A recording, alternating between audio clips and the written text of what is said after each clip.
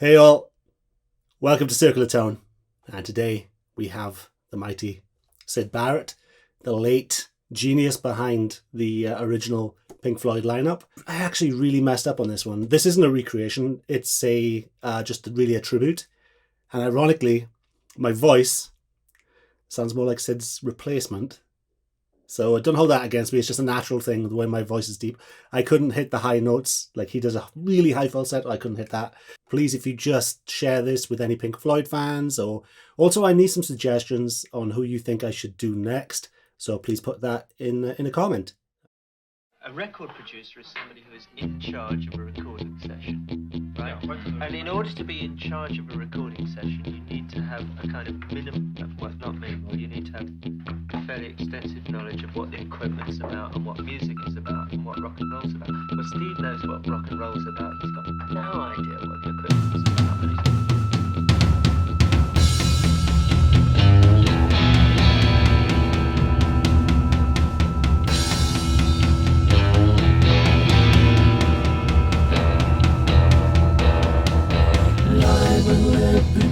The second scene, now fights between the blue you once knew. Floating down, the sound resounds around the icy waters underground.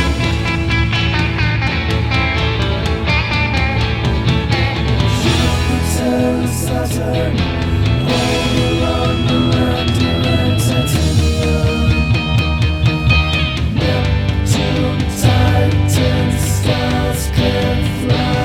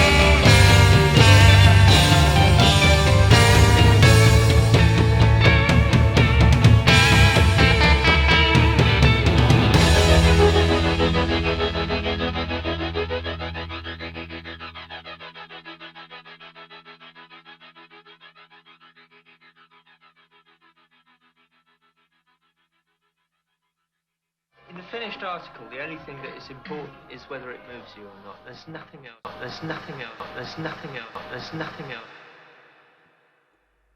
And we're back. So that was a lot of fun. That was actually, guitar-wise, it was very different for me. I thought, because they were back then, they had a lot of jam band influence where they would just go off on one. And so I told myself, when I did the solos and the rest of it, I'm just going to do 2 takes. I'm just going to jam with myself. So I jam with the rhythm, I jam with the solos, and then I jam another solo.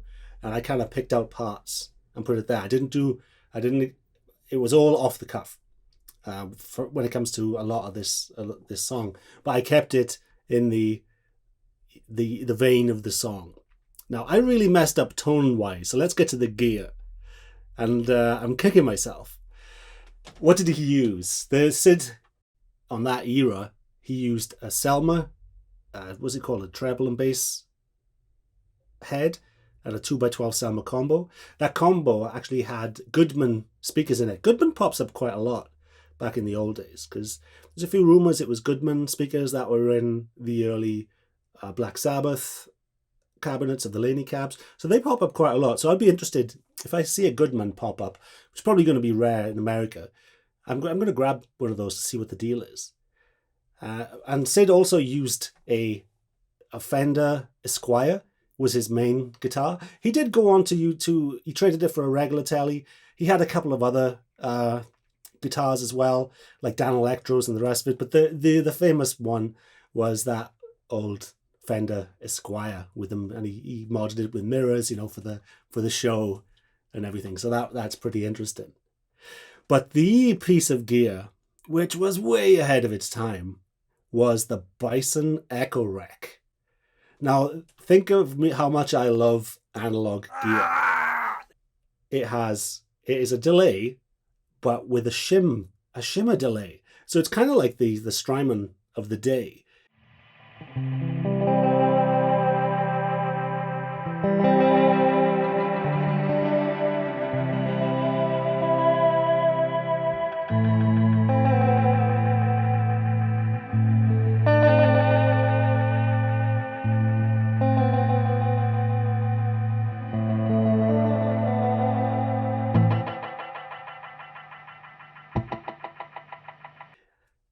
It was tube driven, tape driven, and it was the size of a guitar head. And how amazing is that? The lengths guitarists would go to do something different. And what I used was kind of a copy of that in a digital pedal. So I used the DL8, I think it is.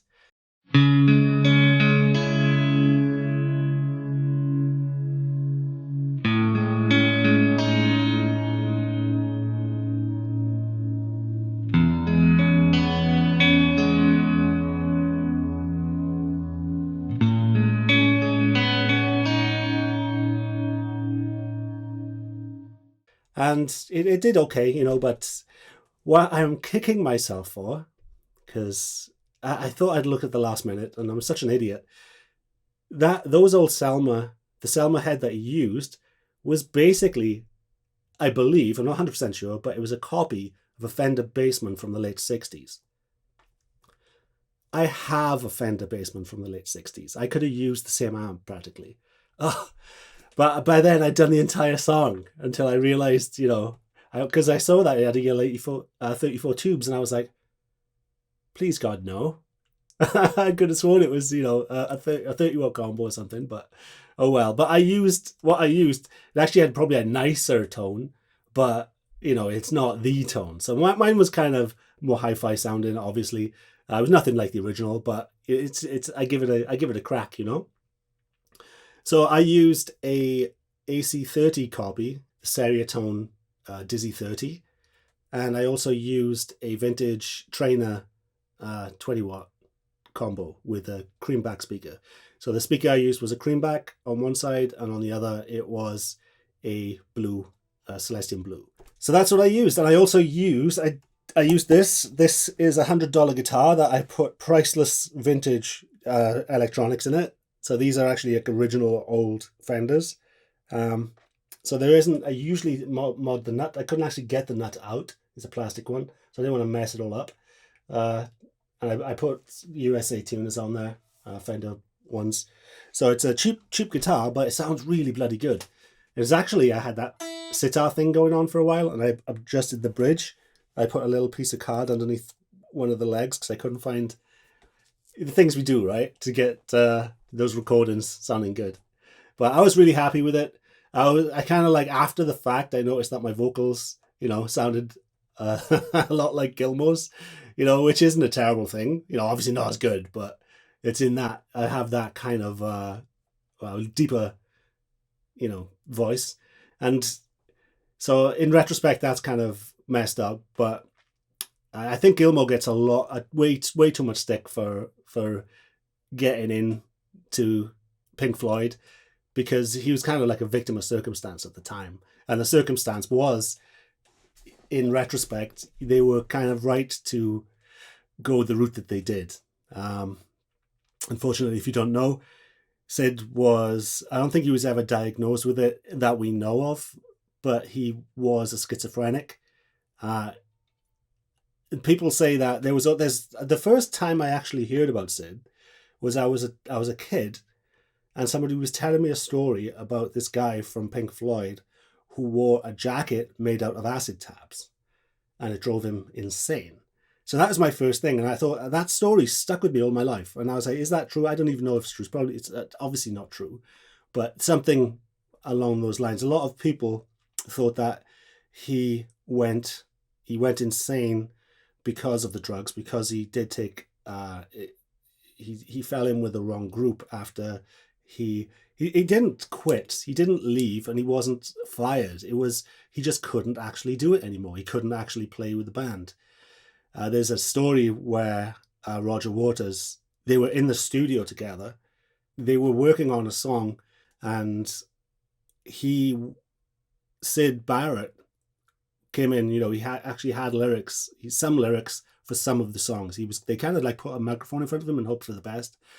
And so he'd play the verse and the riff, and then the band would learn it, and then he would play it again. He'd play it slightly different, and then he'd play it again, and they were trying to learn it, and then he'd sing a different lyric, and they play it again, and then he would change the time signature. And with that, Waters actually said, I get it. And he put down his bass, and they never played together. They never actually performed together again after that, because he just knew that, mentally the dots were not joining up.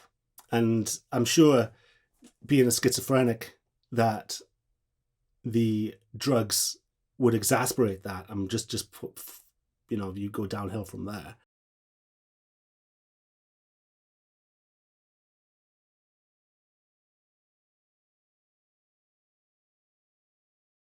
And Gilmour had great praise. He said something that stuck with me. He said that you can practice and practice and practice, and you can work at something and be very proficient, but that doesn't necessarily mean that you'll have greatness. He said that Syd was not the most proficient guitarist, but he was so creative, and off-kilter stuff would come out of him, and then that would create, he practically was at the birth of space rock.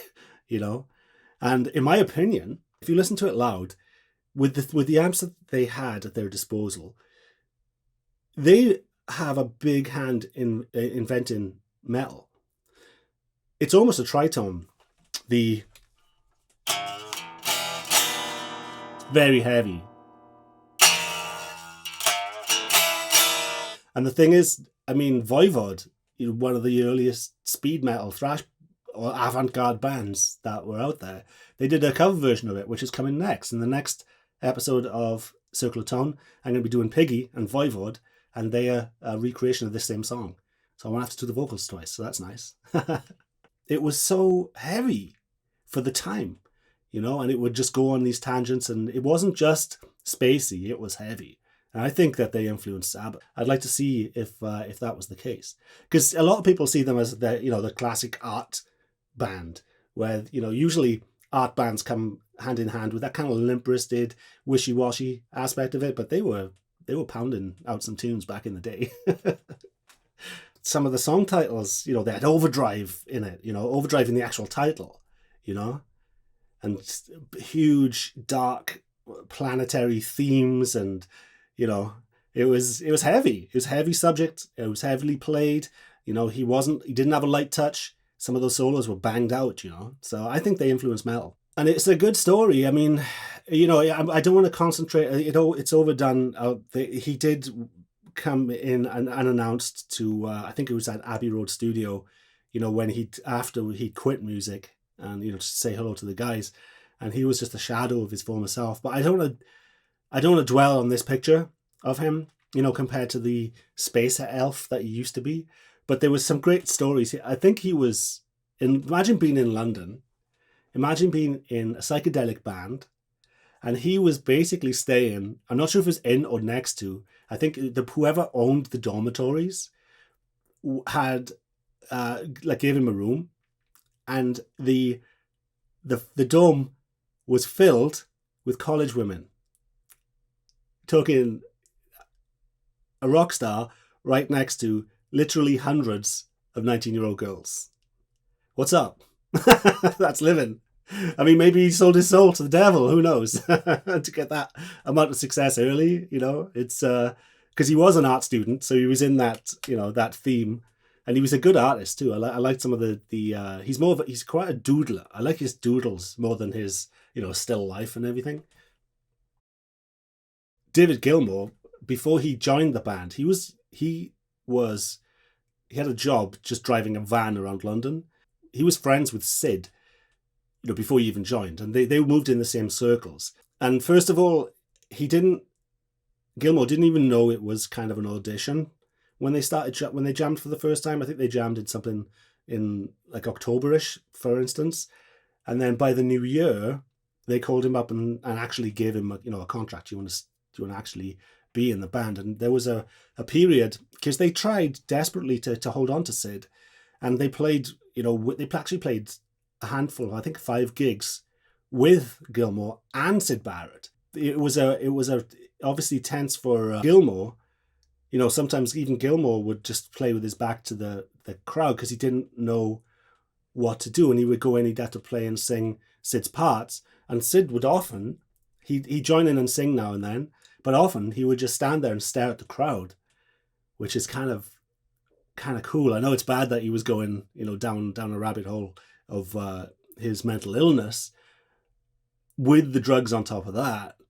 But Gilmour, you said that he's got old video footage of him before one of these gigs, tap dancing on a table, dancing with his friends, and so it wasn't a schism. A lot of forums I went to, a lot of like if Gilmour actually plays, Astronomy Domain, a lot of the comments are, Gilmour shouldn't sing, blah blah blah blah.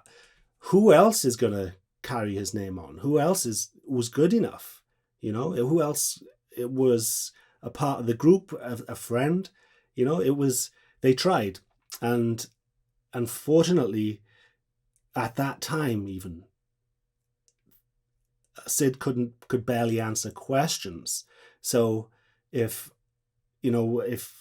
Roger Waters or Gilmour would ask him a question and talk, he would respond to them with something else that wasn't really to do with the conversation. So it was a really difficult time for them, So they dragged it on as long as they could until they just basically parted. It's a sad story. It is a really sad story, but